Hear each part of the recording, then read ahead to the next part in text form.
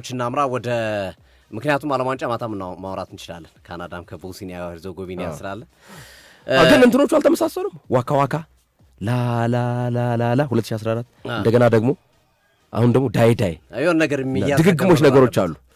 የሚያዝ ነገር ስላለ 2010 ዋካ ዋካ 2014 ላ 2026 ደግሞ ዳይ በጣም አሪፍ። ወደ በርናርዶ ሲልቫ ጉዳይ እናምራ። ትናንት የዝውውር መስኮት ትልቁ ዜና ሆኖ ሌሊት ላይ ማለት በሚቻልበት ሁኔታ ወይም የሜክሲኮና የደቡብ አፍሪካ ጨዋታ እየተከናወነ ባለበት ሰዓት ላይ ፋብሪዚዮ ሮማኖ ሂር ዊ ጎ ብሎ የዘገበው ዜና በርናርዶ ሲልቫ ወደ ሪያል ማድሪድ ያመራበት ነው። ይሄ ዜና በጣም አነጋጋሪ ነው ማለት ይቻላል። ምክንያቱም በርናርዶ ሲልቫ እስከ ትናንት ድረስ በአብዛኛው መረጃ ምንጮች በዋናነት ባርሰሎና ከዛ ቀጥሎ ደግሞ አትሌቲኮ ማድሪድን ይቀላቀላል የሚል እሳቤዎች ነበር የነበሩት። ከሁለቱ ክለቦች ጋር ጥሩ ድርድር አድርጓል። ከባርሰሎናም ጋር ተደራድሯል፣ ከአትሌቲኮ ማድሪድ ጋርም ተደራድሯል። የበርናርዶ ሲልቫ ወኪሎች ማለት ነው። እና ነገሮች እየሄዱ ባለበት ሰዓት፣ ነገሮች እየተከናወኑ ባሉበት ሰዓት ባርሰሎና ዝውውሩን ይጨርሳል ተብሎ በታሰበበት ሰዓት ባርሰሎና ካሁን ደግሞ አትሌቲኮ ማድሪድ ጭላንጭን ተስፋውን ይሞክራል በተባለበት ሰዓት ላይ የጆዜ ሞሪኒዮ አንድ ስልክ ነገሮችን ቀያይራለች። ሁለቱም ፖርቹጋላዊዎች ናቸው። ጆዜ ሞሪኒዮን ፖርቹጋላዊ ነው፣ በርናርዶ ሲልቫን ፖርቹጋላዊ ነው። እና የእነዚህ ሁለት ፖርቹጋላውያኖች የአንድ ሀገር ሰዎች መሆናቸውና መተዋወቃቸው በትልቁ ጠቅሟቸዋል ተብሎ ይታመናል። ጆዜ ሞሪኒዮ ወደ ማድሪድ ከመጡ በኋላና ፍሎሬንቲኖ ፔሬዝ ፕሬዚዳንት መሆናቸው ከተረጋገጠ በኋላና ሹመታቸው ከጸደቀላቸው በኋላ የመጀመሪያ ስራቸው የሚፈልጓቸውን ተጫዋቾች ማሳወቅ ነበረ። አንዱ በርናርዶ ሲልቫ ነበረ። ራሳቸው ዝውውሩን እንደሚመሩት ጭምር ከፍሎሬንቲኖ ፔሬዝ ጋር በመነጋገር ያደረጉት አስደናቂ የጠለፋ ስራ ነው። እንግዲህ ብዙ ታሪኮች ይወጣሉ በነገራችን ላይ በቀጣይ ቀናቶች እንዴት ጠለፋው እንዳከናወኑት በመንገድ እንደሰሩት ሴታፑንና መሰል ነገሮች የሚወጡ ይሆናሉ። ባርሴሎናም ለዚህ ሪያል ማድሪድም ለዚህ የ31 ዓመት አማካኝ ሪያል ማድሪድ እስከ 2028 ድረስ የሚያቆይ ኮንትራት ይሰጠዋል። የ2 ዓመት ኮንትራት ማለት ነው። አንደኛውና የመጨረሻው 3ኛው ዓመት ደግሞ እንደ አቅሙ ታይቶ የሚያስቀጥረው ከሆነ በነገራችን ላይ የፊታችን ኦገስት ላይ ወይም ከአንድ ወርና ከሁለት ወር በኋላ 32 ዓመት ይሞላዋል። ስለዚህ በሪያል ማድሪድ የፈረመው ፊርማ እስከ 35 ዓመቱ ድረስ ሊያጫውቱ የሚችል ፊርማ ነው። አንዱ ከማንቸስተር ሲቲ ጋር ያላግባባው ነገር የውል ቆይታው ጊዜ ብዙ ጊዜ እንግሊዝ ክለቦች ቼልሲ፣ ማንቸስተር ሲቲ፣ ሌሎችም ክለቦች ከ30 ዓመት በላይ የሆኑት ተጫዋቾች ላይ ጥርጣሬ አላቸው፣ ይሰጋሉ እና ረጅም ዓመት ኮንትራት አይሰጧቸውም፣ ረጅም ዓመት ኮንትራት አይፈቅዱላቸው።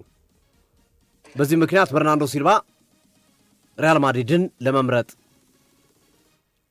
ተገዷል ወይም ፈልጓል ማለት ነው የምንችለው። በተለይ ጆዜ ሞሪኒዮ ናቸው ኮንቪንስ ያደረጉት። እርግጠኛ ነኝ የቡድኑ አሰልጣኝ ዣቢ አሎንሶ ወይም አልቫሮ አርበሎ ሆኖ ቢሆን በርናርዶ ሲልቫ ማረፊያው ባርሴሎና ነው፣ አለያም አትሌቲኮ ማድሪድ ነው የሚሆነው። የጆዜ ሞሪኒዮ ኢምፓክት ነው፣ የጆዜ ሞሪኒዮ ተጽዕኖ ነው በርናርዶ ሲልቫን ወደ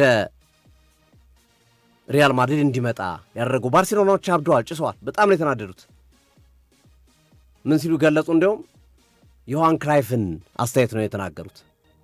አንድ ተጫዋች ወደ ባርሴሎና አልመጣም ካለ እንዳትለማመጠው፣ በተለይ ደግሞ ሪያል ማድሪድን ፈልጎ ከሆነ እንደዛ ያለው በፍጹም ወሬም እንዳታወሩት የሚል ሐሳብ ዮሐን ክራይፍ በአንድ ወቅት ሰጥቷል ይባላል።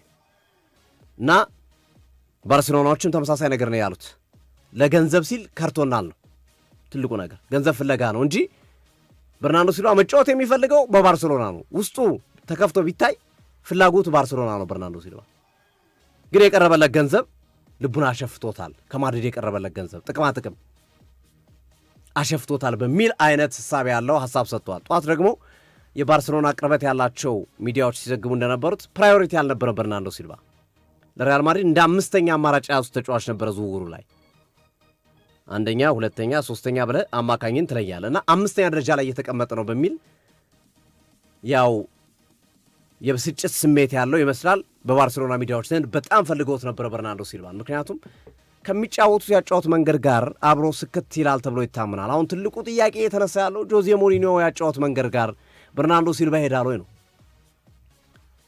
ጆዜ ኳስ እግር ላይ እንድታቆይ አይፈቅድልም፣ ድሪብል ብዙ እንድታረግ አይፈቅድልም። የጆዜ ሞሪኒዮ ያጫወት የበርናርዶ ሲልቫ ጨዋታ ኳስ ኬሪ አድርጎ መሄድ የሚችል ተጫዋች ነው። ረጅም ርቀቶችን ይዞ መሄድ የሚችል ነው። ድሪብል ያረጋል ሲፈልግ። እንዴት ነው የሚስማሙት በዚህ ሀሳባቸው? በርናርዶ ሲልቫም የኖረበት ነው፣ ጆዜ ሞሪኒዮም የኖረበት ሀሳቤ ነው ያጫወት መንገዱ። ስለዚህ ማን ይሸነፋል? ሞሪኒዮ ወይስ በርናርዶ ሲልቫ?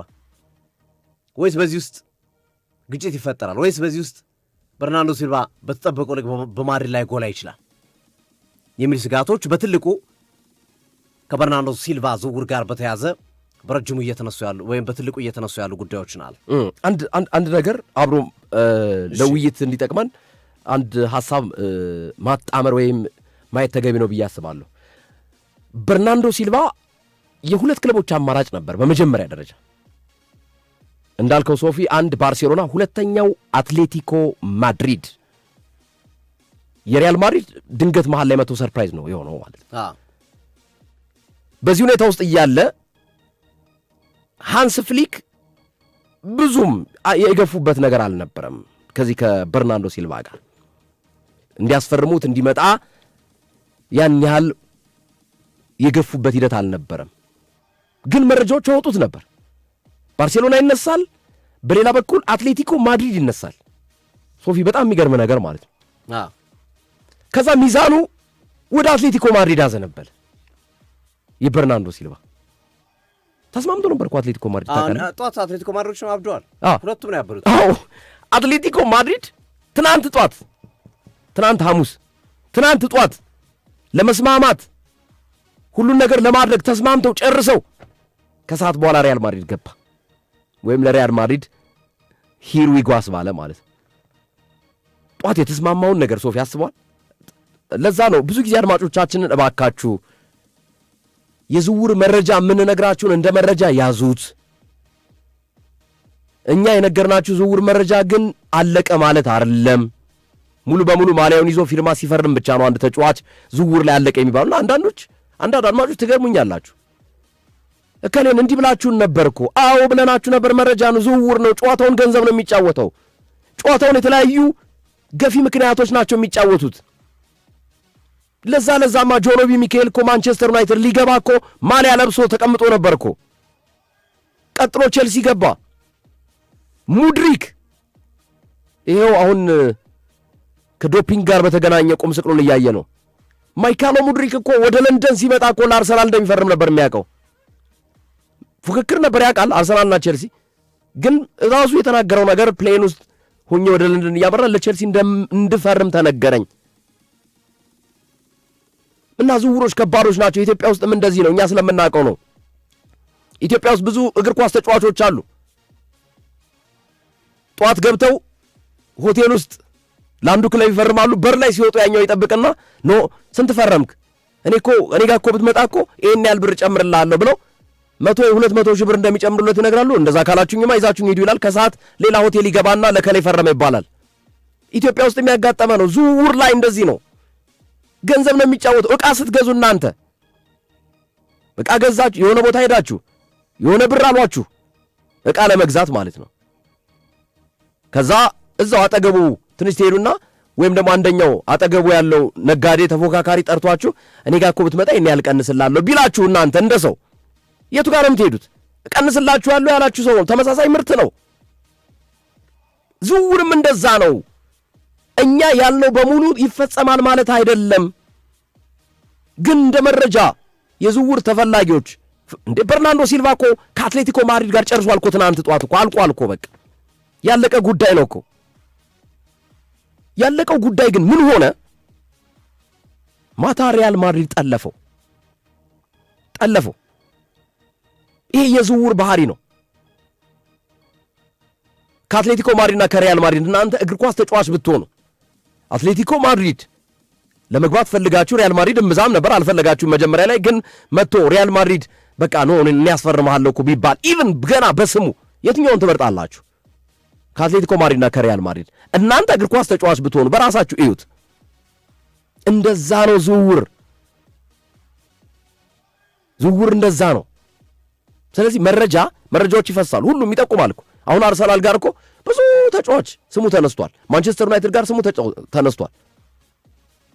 ለምሳሌ አርሰናል ውስጥ ሞርጋን ሮጀርስ፣ ክሩፒ፣ ሳንድሮ ቶናሊ፣ አልቫሬዝ፣ ቪኒሲየስ ጁኒየር፣ ኒኮ ዊሊያምስ፣ ባርኮላ ከነዚህ ውስጥ ግን አንዱ ይመጣል። ከነዚህ ውስጥ ግን ማን እንደሚመጣ አናውቅም። ማን እንደማይመጣ ደግሞ እንደሚቀር ለስ አንድ ተጫዋች ከጠራናቸው የመምጣት እድሉ ሰፊ። ማንቸስተር ዩናይትድ ሳንድሮ ቶናሊ፣ ኤደርሰን፣ አንደርሰን፣ ፈርናንዴዝ፣ ማቲያስ ፈርናንዴዝ፣ ባሌባ፣ አሌክስ ስኮት እነዚህ ሁሉ ስማቸው ይነሳል። ግን የተለያዩ ገፊ ምክንያቶች አንዱ ወደ አንዱ የሚሄድበት ከኑሮ ጋር ሊሆን ይችላል፣ ከገንዘብ ሊሆን ይችላል። የተለያዩ መመዘኛዎች አሉ ከዝውውር ጋርና መሀል ላይ ተጠለፈው ሪያል ማድሪድ እንጂ አትሌቲኮ ማድሪድ ጨርሶ ነበር። ባርሴሎና የሚገባል ተብሎ ነበር። በርናንዶ ሲልቫ እነ ዴሊ ሜል ሲዘግቡት ነበር እኮ በትልቁ እነ ዘሰን እነ አትሌቲክ ሲዘግቡት ነበር ይሄንን ዘገባ። እና እንግዲህ አሁን ሪያል ማድሪድን መርጧል። አትሌቲኮ ማድሪዶች አብደዋል። በጣም ነው የተበሳጩት። በጣም በጣም በጣም በጣም ማለት ነው። ሶፊ እቺን ለመጨመር ብዬ ነው የአትሌቲኮ ማድሪድ ለማስገባት ብዬ። አትሌቲኮ ማድሪድ ደግሞ እንዲህ አይነት ነገሮች ይሳካላታል። ብዙ ጊዜ እንዲህ አይነት ተጫዋቾችን አስፈርሞ ከተለያዩ ክለቦች የሚያመጣቸው ውጤታማ ሲሆኑ እንመለከታለን። ለምሳሌ ግሬዝማንን መልሶ ተሳክቶለታል። ዲየጎ ኮስታን መልሶ እንደዚሁ እንዲህ አይነት ነገሮች ይኖራሉ እና እሱን ታሳቢ ያደረገ ይመስላል ከገንዘቡ ከሁሉም አንጻር። ወደ ሌሎች ጉዳዮቻችን እናምራ። ማንቸስተር ዩናይትድ ላይ ያሉ አዳዲስ ጉዳዮችን ለማንሳት ያህል ማንቸስተር ዩናይትድ ከማቲያስ ፈርናንዴዝ ጋር በተያያዘ አፕዴት አለ። ማንቸስተር ዩናይትዶች ዛሬ ለማቲያስ ፈርናንዴዝ የሚያቀርቡትን ጥያቄ